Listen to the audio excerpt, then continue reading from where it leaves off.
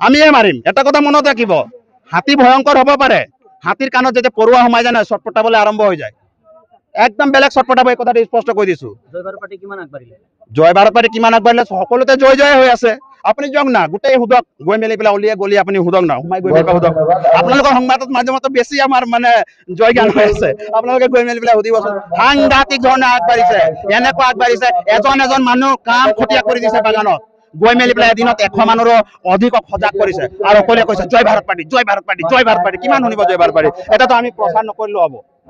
নকৰিলেও হ'ব আমাৰ মানে ইমানে লিডাৰ আছে আমি ভবাই নাছিলো একদম সহজভাৱে আমি জয়ী হৈ যাম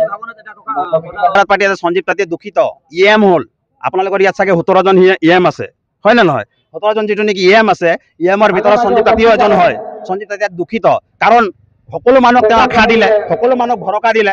সঞ্জীৱ তাতে ঠিকে দিছিলে ভৰসাটো আশাটো ঠিকে দিছিলে কিন্তু তেখেতে তেওঁ অনুতপ্ত কাৰণ এটা কথাটো গম পাই গ'ল যে ইয়াত তাজলে বিটিআৰতো ঠগ খালে আৰু কি কয় অসমৰ আচলতে মাননীয় মুখ্যমন্ত্ৰী হিমন্ত বিশ্ব শৰ্মা তেখেতক ঠগিলে ঠগাৰ কাৰণে এতিয়া কি কৰিব আৰু এতিয়া জয় ভাৰত পাৰ্টিকে তেখেতে ভিতৰে সমৰ্থন কৰি আছে এইখিনি কথা পিছত স্পষ্ট হ'ব আপুনি গম পাব আমি তথ্য সহকাৰে আপোনালোকক প্ৰমাণ কৰি দিম আৰু সঞ্জীৱ তাতীয়তে আমাক সহায় সহযোগ কৰি আছে এই কথাটো স্পষ্ট হৈ গৈছে ধন্যবাদ